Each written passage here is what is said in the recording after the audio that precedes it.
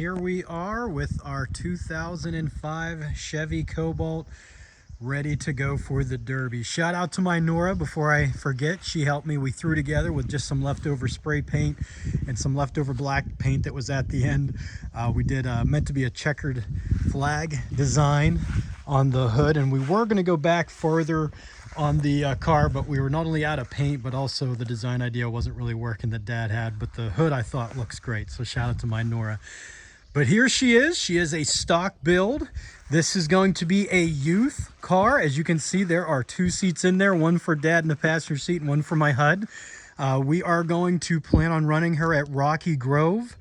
Nice size pit. This will be my son's first Derby of this year, and we're excited. So anybody that's seen, my channel, meant to just kind of make these videos, not only to kind of narrate our Derby journey, if you will. I think they're fun to look back on. I actually use them some myself to remember different things I've done or how I did if I'm not sure if I have a similar car. But also anyone that enjoys these, couple new additions to this build. So again, it's a Chevy Cobalt, and again, I've made several of these, and it again has the spindle swap with the steel spindles, but unique to this one, and I'll throw the video on at the end if you have any interest. I only had one driver's side strut left. That was my last run in my Cobalt. I lost both struts. And this is a Cobalt stock strut on the passenger side that I just thinned out because the spindle is too thick on the Cavi, the steel spindle, to use the stock Cobalt struts. Well, I thinned it down. There's different ways to do it. I show briefly, I'll put at the end of the video how I did it, but that is a stock spindle, stock strut off a Cobalt on the Cavi spindle. So that's really the only difference with this build, typical to all of our other builds. Again, though, you can see inside there is a new addition. Not something overly complex, but something I needed to build. I built for my son to run here, especially the car we're going to build soon after this one that he's going to run, planning on it at Jefferson later in the year. It's going to need the tank out as well. Last year when he derbied, we ran the stock tank in the Azera. She was so big and the lines in the tank were clean enough. We used it each time we ran it. Well, for not only this ride especially, but for the one we have later, the Hyundai Sonata, I'm going to need to have my Derby tank in it and then also be in it. So this one I do have, as you can see, kind of crammed at my feet. The battery box there, the same setup as I typically do with my other ones. So I have the negative. Again, the Cobalt has the battery lines that run to the back. It kind of makes it a nice, quick, easy way to transport your lines instead of having to splice in at the terminals up front in most cars and then run your lines in. So I just brought the positive up front. You can see I just put a little spray foam around that big to make sure it doesn't burst their fuse or get damaged or shaken. A little bit of just keep it in place there. But the negative, I just cleaned the metal and then put it right at the front of the seat mount, and it'll reach up in there. So that's the battery setup. I'll have a seat cushion cut off inside part of it on each side of where my legs are, so that as I get thrown around in the Derby, I'm not tearing up my ankles or shins. At least that's the plan. So similar setup with the battery box, but in the back here, again, welded. Have my rear bar, and then I just cut some of my bars I have, my 4 square in essence bars, to where it sits perfectly on that. And it should, any of my Derby tanks I actually have a couple. But this car actually came with this one, and it's one of the reasons why I wanted to get it. And as you can see, it is bolted in there and off the ground, so should be good and stable. These are just air lines coming out the top.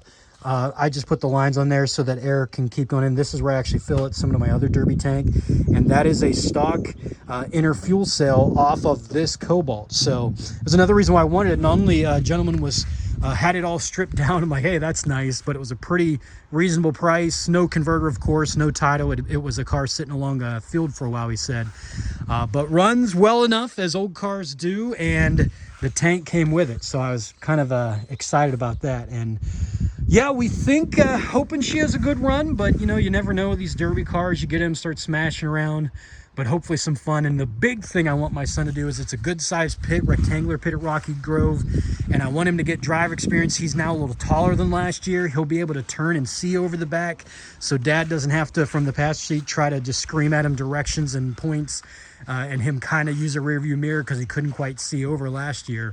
So I want to get him some driver experience, because when we go later in the summer, late July, to Jefferson County Fair, it is a big rectangular pit, and they haven't had a lot of youth drivers lately, so I want them to get some driving experience before we get there. But yeah, the tank's set up, pretty excited about it. Now, the gentleman I bought off of, he did have it running through there already set up. I just beat back a little bit more of the metal there, and again, these Cobalts, you can see there's a hole here, there's a hole on the other side too. That they just rust there the worst. But bent it all back, spray foamed around it so nothing's getting into the fuel lines, but he spliced in there like I typically do in the past. But again, nowadays I splice in right at the top of that kind of fuel rail and then run it over. Well, this one was already set up. I just built the battery box with my rear bar, so I left that all the same as it was set up. Again, brought my grounds, the ones that are back here. I just like to, anything I'm pretty sure is a ground, move up there. And again, that's just air going into there, and even if those get cut or damaged, I'm not worried about that. It just shortened my lines a little bit. So pretty much it. Again, remove the airbags. I like to do that. Unplug, of course, all the yellow kind of plugs. Those are the ones tied to the fuel cell, or excuse me, to the airbags that could impact your stock fuel cell or fuse. Don't want to ever have that happen. Just a simple chain, and that's pretty much it. But yeah, the tires, these are off my last run, and the tires have a ton of tread. The rims are a little beat up, but I think they're still good to go, so left them on it. You can see it's a little two-tone. He had the back mostly painted, spray painted black, so I just the black paint I had left over from last year I used on the rest of it. And then we did the checkered flag design, and then he had this cut, I assume, to just reach down in and grab the latch there. I don't know why else you do that. Simple in the back, and again, she's rusty crusty, as they all are, especially whole Cobalts like this. But just pressed up the rear trunk a little bit there, the spare tire area, hoping that, you know, help us fold in. Got the spare tires on the back, so she sits a little low, so, and she's already a little bit smaller car, so hopefully the top gets pushed more in. We'll use a couple of our seat belts to really kind of pull that trunk lid, as well as latching as tight as we can. But yeah, that is it. Again, excited. Biggest thing I want, I'm hoping she runs for a good, you know, 5+ minutes, which heck, that could be an eternity, especially in a youth class. I'm sure there'll be a couple good young youth drivers there, as the last couple years there has been, and a couple of the pretty good young Walker, Giovanni drivers like this, a lot of experience. They typically come to this promoter, Total Chaos. Shout out to them. But underneath, again, very simple. I got my lines looped, and again, filter, a little bit of the fabric softener. The only other thing I did, the gentleman I bought off said some of these lines were like a field mouse or something got into, which, you know, makes sense. It happens. So he kind of patched them all up and they're good. But I took, as I like to do, anywhere around the motor, just old hoses, from the air radiator, excuse me, to even like these guys here. I take off the cars before I scrap them, and then just cut them, you know, cut one side open and put them around the line so they're not getting right up against the motor as it's getting hot, potentially melting. So I just did that all the way up to the throttle body there, but otherwise she's straight stock. The line's looped. Again, that piece is all you need. As I mentioned before, this is an old Caravan bumper, but it's got some mileage on it. This is actually the reason why this is thick is this thing is so, as you can see, it's so beat up on the edges that I actually used old bolts and in my welder to try to fill the space, because it's so kind of disformed that it's not flush. And here you can even see there's a little space there. I could have continued welding, but I'm like, no, for this run, I think that's more than enough. Think she's still got some life left, and again, should make the nose hard, or at least hard for a while that he can use the nose. A little bit of spray foam. I think I went a little too hard on my last car. A couple guys gave me some, you know, grief on that. I'm like, yeah, it's kind of a fair point, but wanted, especially around the computer here, the brake setup there. So that is it.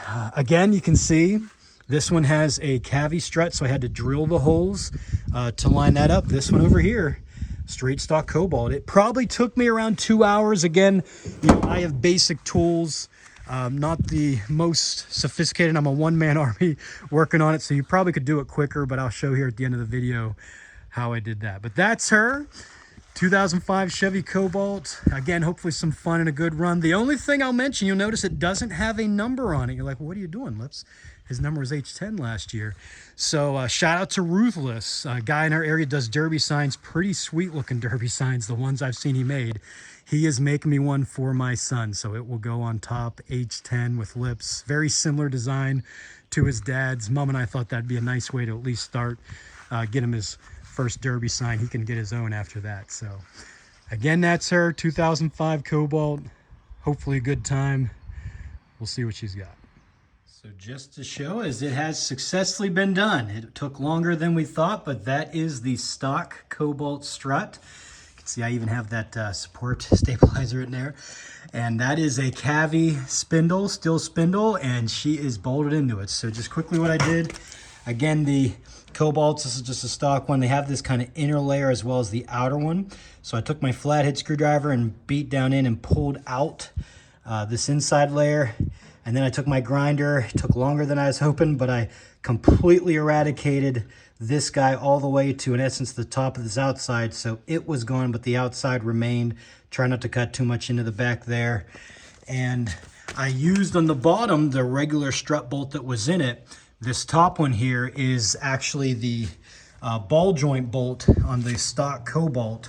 It's a little bit thinner because it doesn't perfectly match up there. I just took my grinder drill and just kind of slightly rounded out the bottom of that kind of strut hole there to get it in there. And then I just put a little bit of a bigger washer in there.